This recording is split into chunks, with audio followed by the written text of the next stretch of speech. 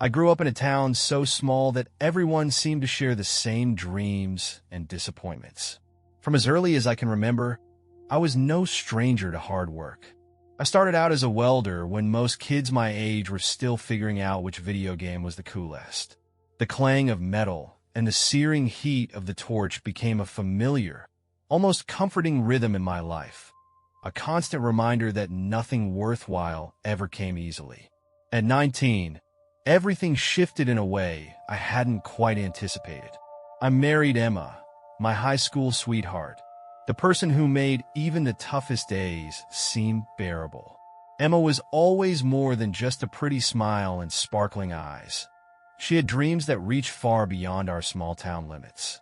While I was out there fusing metal, she was busy dreaming of courtrooms and justice, of making a difference in a world that often felt indifferent to the struggles of ordinary folks. Not long after our wedding, I found myself swept up in a relentless work schedule.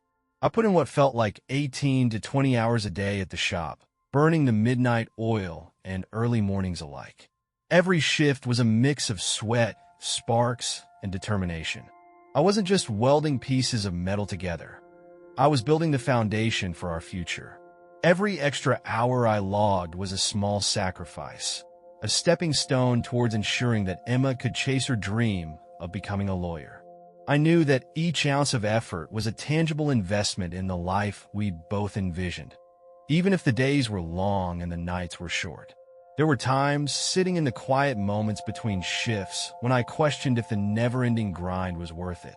The fatigue often crept up on me like an unwelcome visitor, and I'd wonder if I was losing pieces of myself to the ceaseless demands of work. But then I'd catch a glimpse of Emma's hopeful eyes or hear her softly say, "We're in this together." And suddenly, every long hour and every aching muscle reminded me of why I pushed myself so hard. Emma's belief in a better future was like a beacon, guiding me through the darkest and most exhausting of days. In those early days, life was a delicate balancing act between the raw, unyielding reality of a welder's life and the tender promise of a love that dared to dream bigger. Every flash of the welding torch was a testament to the sacrifice I was willing to make for us, a sacrifice that came with the hope that someday, all those long hours would lead to a brighter, more secure tomorrow. Even when the weight of it all threatened to pull me under, I clung to the conviction that our love and shared ambitions were more powerful than any obstacle we might face. Looking back now, those times seem almost surreal. A period marked by relentless hard work, unwavering dedication, and a love that was as fierce as it was fragile.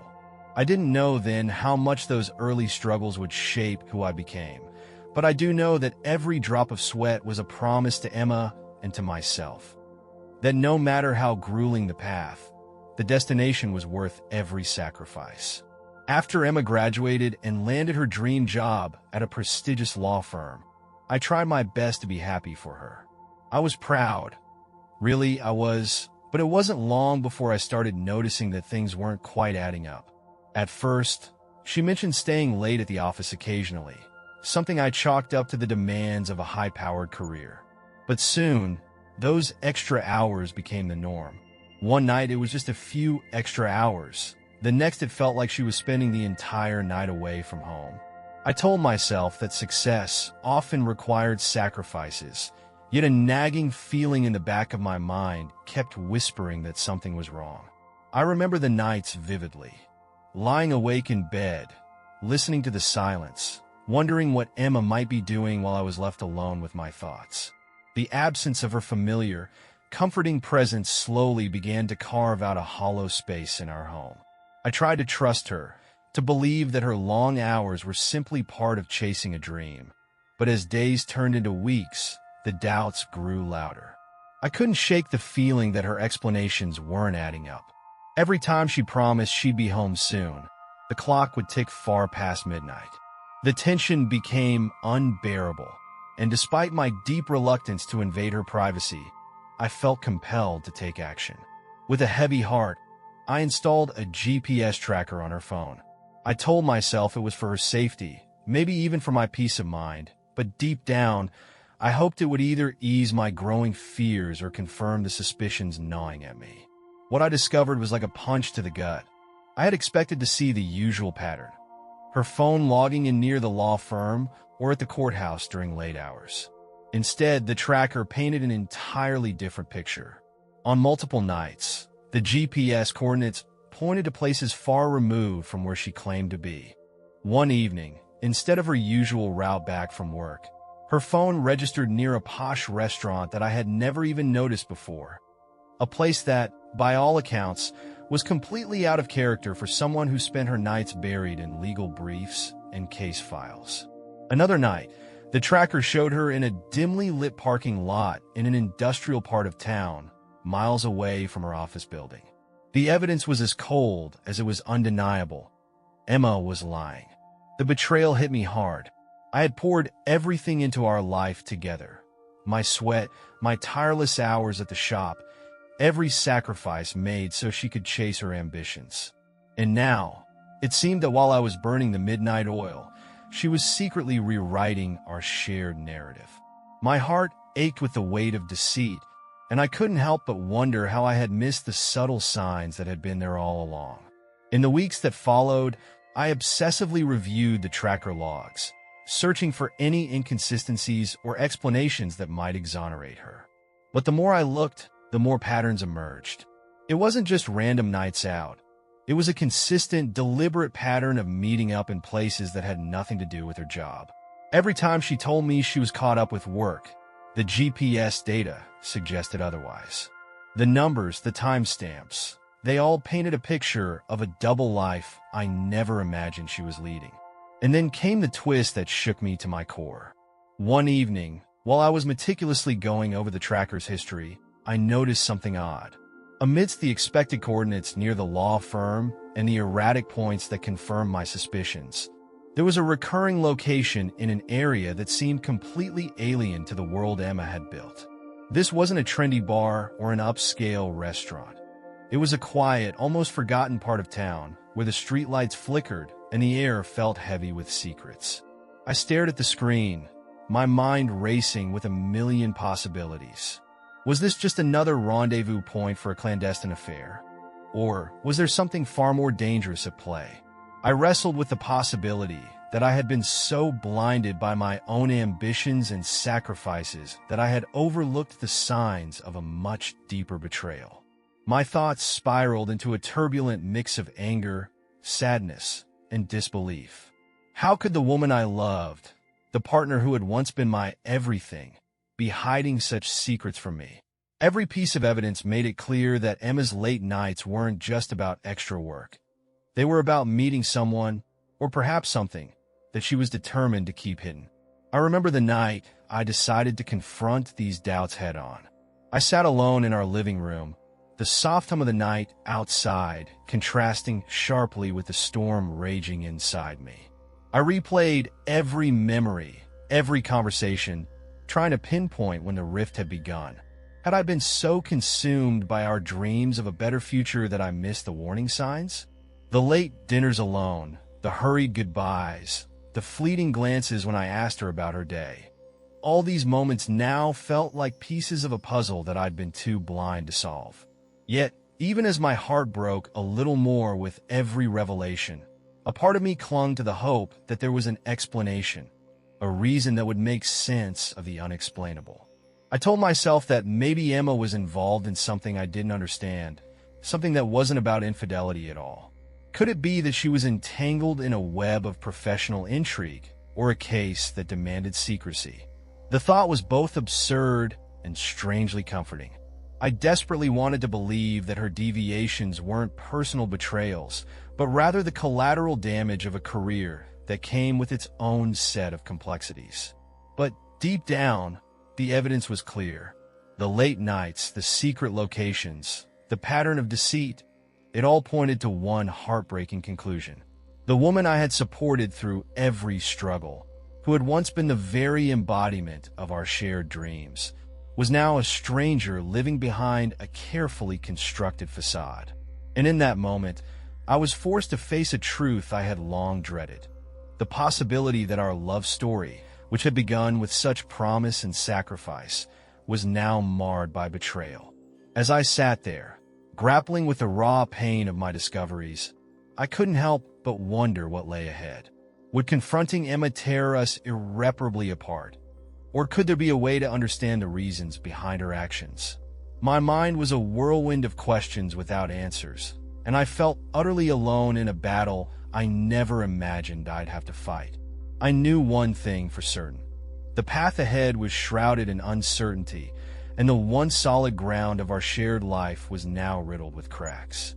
Every step forward promised either a painful truth or an even deeper mystery. And so, with a heavy heart and a mind clouded by betrayal, I prepared myself for the inevitable confrontation, a moment when all the secrets, all the late-night deceptions, would finally come to light. In that silent, solitary moment, I realized that nothing would ever be the same again.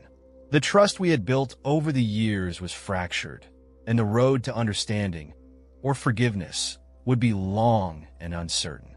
As I stared at the cold, unyielding data on my screen, I knew that the Real challenge was only just beginning. I remember that night like it was etched into my memory, a surreal blur of neon lights and the hum of elite chatter in a bar I'd never thought I'd step into. I wasn't there for the cocktails or the fancy atmosphere. I was there to clear my head, trying to sort through the mess of doubts that had been eating away at me for weeks. But fate, it seemed, had other plans. I scanned the room, and then my heart nearly stopped when I saw Emma. There she was, laughing softly, seated uncomfortably close to Jack, one of her colleagues I knew all too well. The closeness they shared was more than what I'd ever seen before, and it wasn't just the casual banter of friends.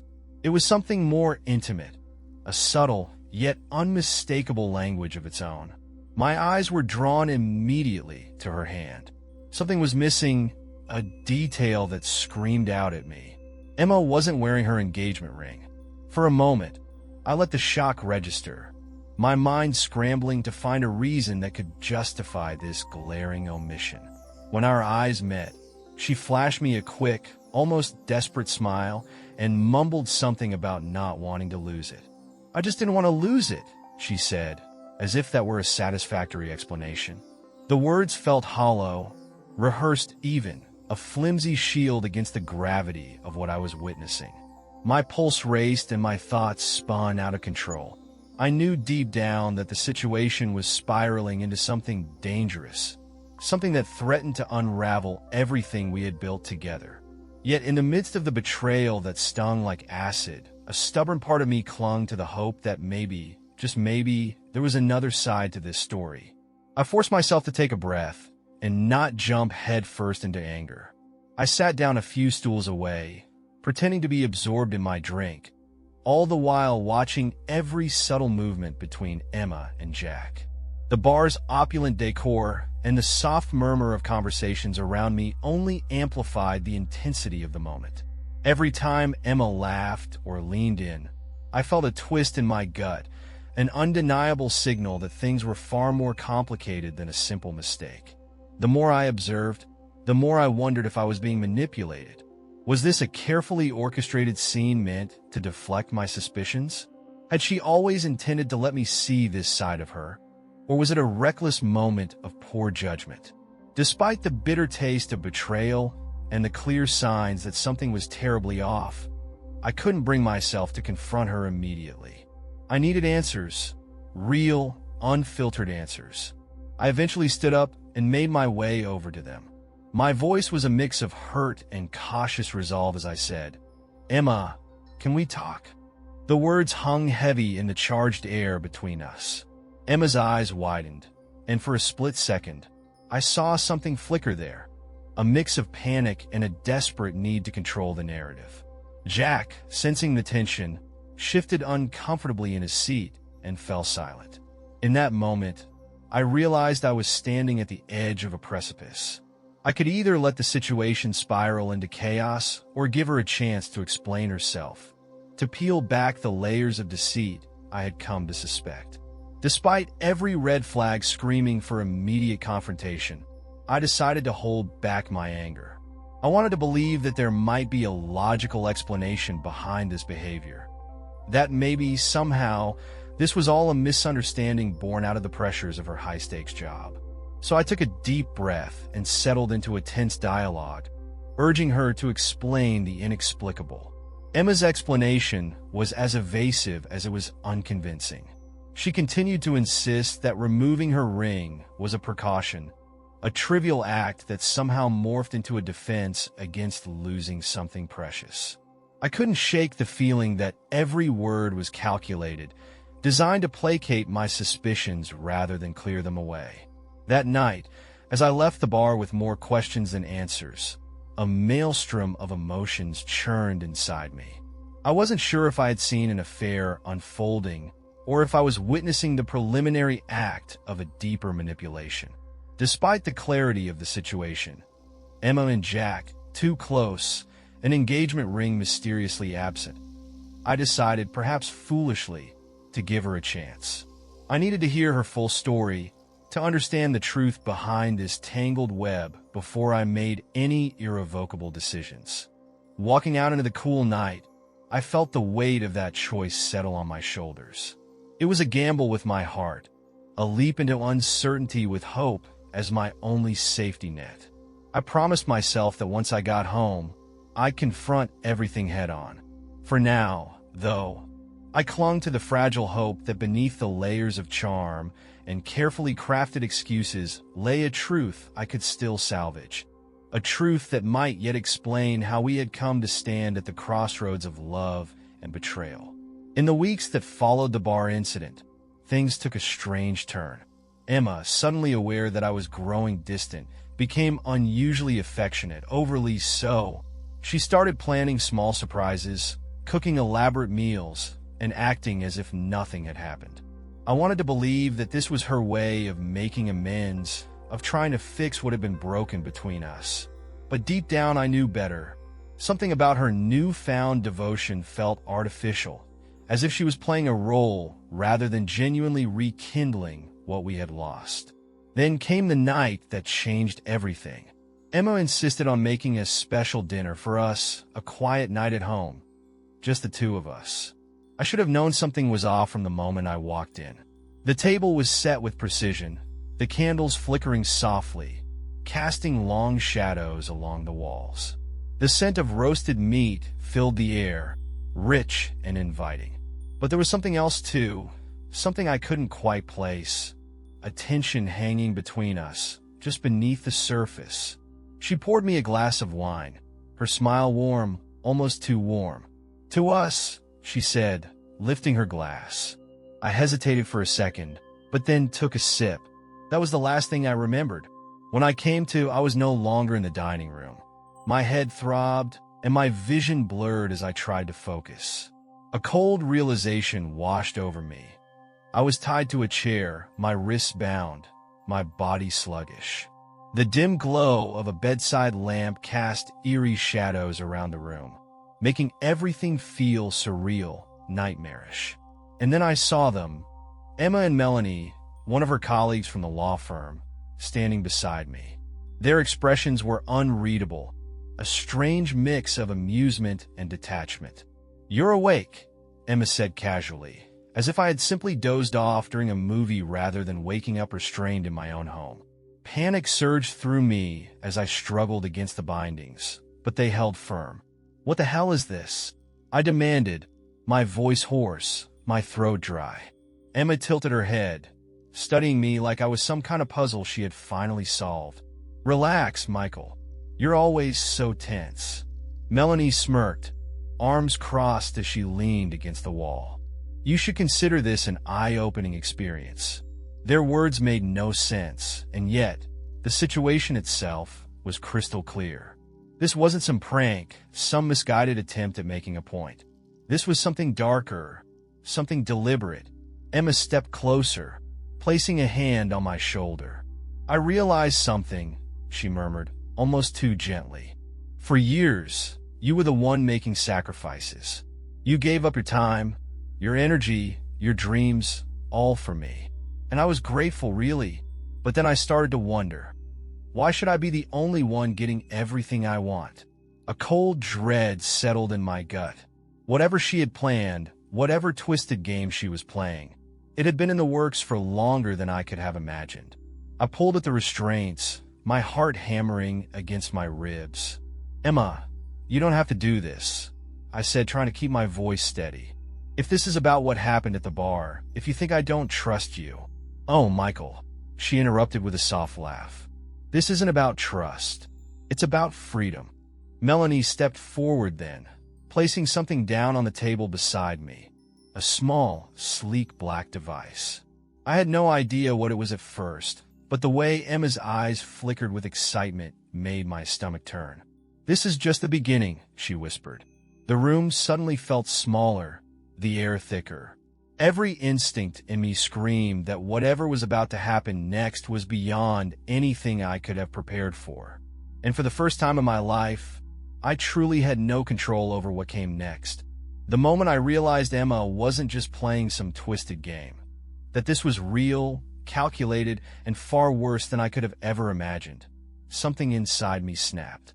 The fear was still there, pressing down on my chest like a vice, but another instinct kicked in: survival. I was still tied to the chair, my wrists bound tightly, but Emma and Melanie had grown too comfortable in their power. They weren't watching me as closely anymore, laughing softly to themselves, too wrapped up in whatever sick game they had orchestrated. My hands were slick with sweat, making the ropes just loose enough to shift against. I kept my breathing steady, careful not to alert them as I worked against the knots. Seconds stretched into minutes, and finally, I felt the tension give way. The moment my hands were free, I didn't hesitate. I lunged forward, knocking over the lamp beside me and sending the room into darkness. Emma screamed, Melanie cursed, and I didn't wait to hear what came next. I was already running. I barely made it down the hallway before I heard their footsteps behind me. My legs felt like lead, but adrenaline pushed me forward. I reached my phone in the kitchen, my fingers trembling as I dialed the only number that mattered in that moment, 911. By the time Emma and Melanie reached me, it was too late. The dispatcher on the other end had heard everything. The panic in my voice, the sounds of a struggle, Emma's desperate attempts to convince me to calm down. I grabbed the first heavy object I could, a metal pan from the counter, and swung it as hard as I could. The impact sent Melanie to the floor, groaning in pain. Emma took a step back, her confidence finally breaking. It wasn't long before the flashing red and blue lights filled the street outside. The police stormed in, guns drawn, shouting commands that neither Emma nor Melanie dared to defy. They were arrested on the spot, and it wasn't long before Jack was taken in as well. I thought that would be the end of it, that the nightmare was over. I was wrong. The days that followed were filled with endless police interviews, legal statements, and a growing pit in my stomach as I uncovered the truth. Emma's firm wasn't just some high-end law office. It was a front, a carefully constructed facade masking something far darker. Blackmail, corruption, even murder. The deeper the authorities dug, the more horrifying the picture became. Clients who had gone missing, whistleblowers who had mysteriously vanished. And now my wife, my Emma, was right at the center of it. And then the threat started. It was subtle at first, strange cars parked outside my house, anonymous phone calls that ended in silence. Then, one evening, I found an envelope slipped under my door. Inside was a single photograph. A man, bound and lifeless, with a bullet hole in his forehead. Scrawled in red ink across the bottom were 4 words that sent ice through my veins. He tried to talk. I knew what it meant. They weren't done with me. Emma might have been behind bars, but the people she worked for, they were still out there, and they weren't going to let me walk away unscathed. The walls were closing in, and for the first time, I realized escaping Emma's betrayal was only the beginning. I knew they would come for me. The threats, the photograph, the silent calls, they weren't just warnings. They were promises. Emma might have been locked away, but the people she worked for had resources, connections, and no regard for human life. I had exposed too much, seen too much, and now I was a loose end they needed to tie up. So I ran. The police had offered me protection, but I knew better than to rely on them. Corruption ran deep, and I couldn't be sure who was on their payroll. I found a quiet motel outside of town, paid in cash, and kept my head down. I barely left the room, surviving off vending machine snacks and the constant paranoia that every knock on the door could be my last. And then, one night, my paranoia became reality. I had dozed off for only a few minutes when the door burst open with a deafening crack. A bag was shoved over my head before I could even react, rough hands dragging me from the room. I kicked, thrashed, but there were too many of them. The last thing I felt before everything went black was the sharp sting of a fist connecting with my temple. When I came to, I was somewhere unfamiliar, a warehouse, judging by the cold, damp air and the faint scent of oil and rust. My hands were bound behind me, my head still spinning from the blow. I blinked through the haze and saw them standing before me. Emma, Jack, Melanie, and two men I didn't recognize, their faces twisted with the kind of indifference that only came from having done this before. Well, Emma said, crouching in front of me with a smirk. You've been a very bad boy, Michael. I didn't say anything. There was no point. Jack cracked his knuckles. We could have let you walk away. You had to push, had to dig too deep. And now here we are. Melanie let out a dramatic sigh. It really is a shame. You could have just moved on. But no, you had to play detective. I knew what this was. The end. One of the unknown men pulled out a gun, checking the chamber as if he had all the time in the world. Emma leaned in closer, lowering her voice to a whisper. I did love you once, she murmured, but love doesn't keep people safe. She straightened, giving the man with the gun a nod. He took a step forward, and then everything exploded into chaos. Gunfire erupted from the entrance, and the man holding the gun barely had time to react before he went down, blood spraying across the concrete floor. The other guy spun around, raising his weapon, but another shot rang out, and he dropped like a stone. I barely had time to process what was happening before a familiar figure emerged from the darkness, gun still raised. Brenda. I hadn't seen her in years, not since she was just the little sister of an old friend. But here she was, standing between me and certain death, her expression hard and unwavering. Miss me? She muttered, reloading her gun with practiced ease. Emma tried to run, but before she could reach the exit, the warehouse was flooded with flashing red and blue lights.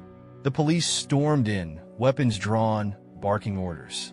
Within seconds, Jack and Melanie were forced to the ground, handcuffed, their faces contorted in rage and disbelief.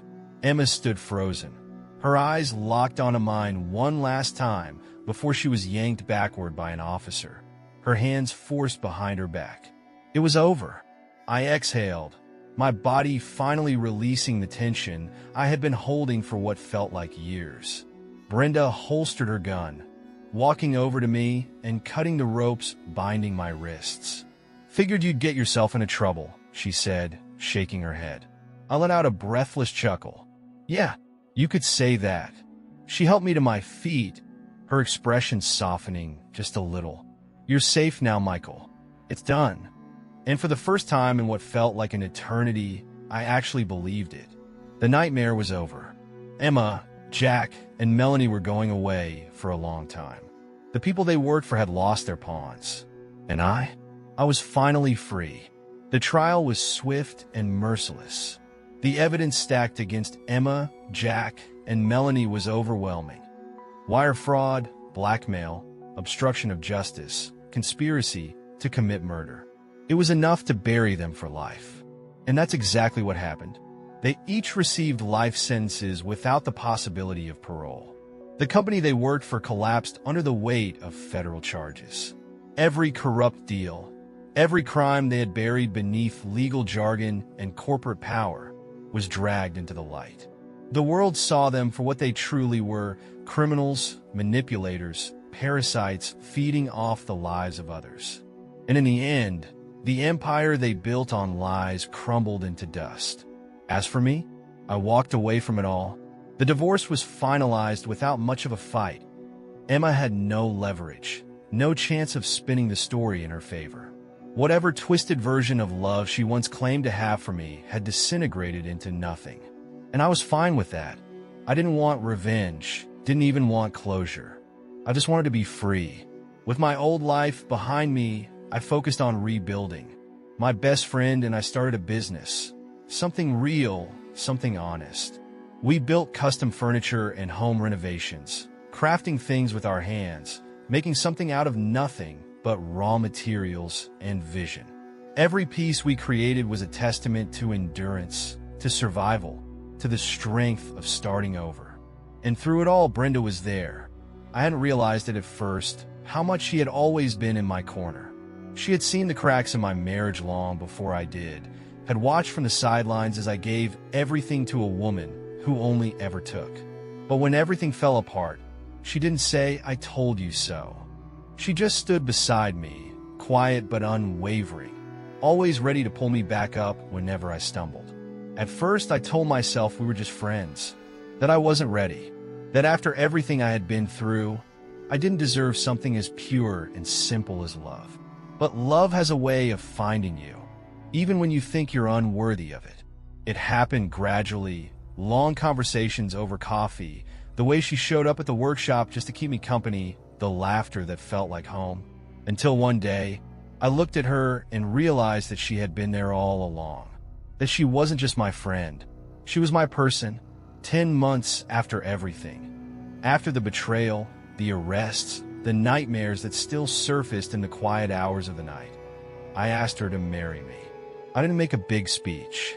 Didn't need to. I just looked her in the eyes, held her hand, and said, "I don't want to build anything without you." She said yes. Now we have our own home, built with our own hands. A business that's thriving, and a baby on the way. I think back sometimes to the person I was before all of this. The young man who worked 18-hour shifts just to make someone else's dreams come true. The man who ignored every warning sign, who sacrificed himself for a love that never really existed. And I wonder if, in some twisted way, I had to go through all of it, the pain, the betrayal, the darkness, just to find my way here. Brenda likes to joke that I never stop working, that I always have my hands on some project or another. And maybe she's right. But the truth is, I build things that last forever. And this time, I finally got it right.